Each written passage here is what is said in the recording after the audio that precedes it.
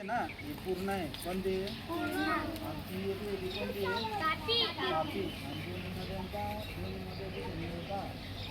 इथे मिळाल्यानंतर याला काय म्हणू आपण नद्यांचा संगम. मग दोन्ही नद्यांचा संगम कुठे होतोय? या गावात नाव काय आहे? चांगदेव. आपण सकाळी सहलीला आलो, आपल्या राजुरीवरून कुठपर्यंत आलो? मुक्ताईनगर. मुक्ताईला आलो. आपण नव्या मुक्ताईच्या मंदिराचं दर्शन घेतलं. जिथलं मंदिर नवीन बांधलेलं होतं आणि खूप उंच असा त्याचा घुमट होता. तिथे आपण काय पाहिलं? खूप छान अशी सुंदर मूर्ती पाहिली आणि नंतर आपण तिथे काय खेळलो? फुगड्या खेळलो. तिथून आपण जुन्या मुक्ताईकडे आलो. जुन्या मुक्ताईचं नवीन बांधकाम चालू आहे. 3 मजली बांधकाम दिसलं. मोठं मोठं काय होतं? मंदिर होतं आणि मंदिरात कीर्तन करणारे आणि भजनी मंडळीचे बाया पण बसलेल्या होत्या.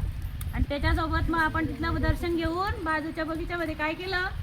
जेवण. मस्तपैकी घरून आणलेला डब्बा, मम्मीने दिलेला छान छान बटाट्याची भाजी, पोळ्या काय होतं ते सगळं भूकवर खाऊन घेतलं. आणि खाल्ल्यावर आणखी मोठ्या बगीच्यामध्ये एवढ्या घसरगुंड्या खेळलो. किती छान होत्या ना, मस्त होत्या ना. एवढ्या मोठ्या बगीच्यामध्ये आपण खेळलो आणि तरी आपल्याला भूक कमी झाली म्हणून आपण लगेच थंडगार काय केलं? उसाचा रस पिला. आणि तिथून आता आपण चांगदेवला आलो. चांगदेवचं असं छान सुंदर जुन्या काळातलं हे मंदिर पाहिलं चांगदेवाचं, की जिथे या गणपतीचं मंदिर आहे.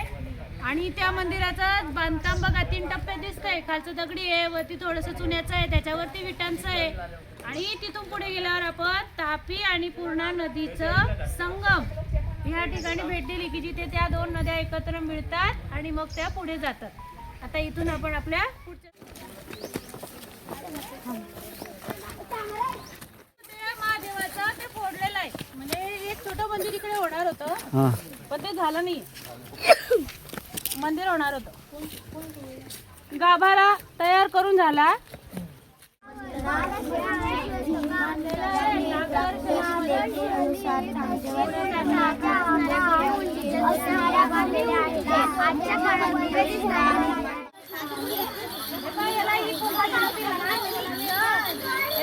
लाकडाची बनवली आहे, लाकडाची. याच्यामध्ये ते गोळे दिसला?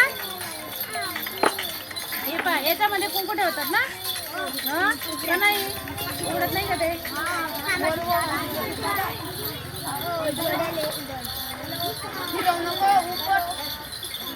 याचा मला माहिती ना तुम्हाला. याचा काय? हो.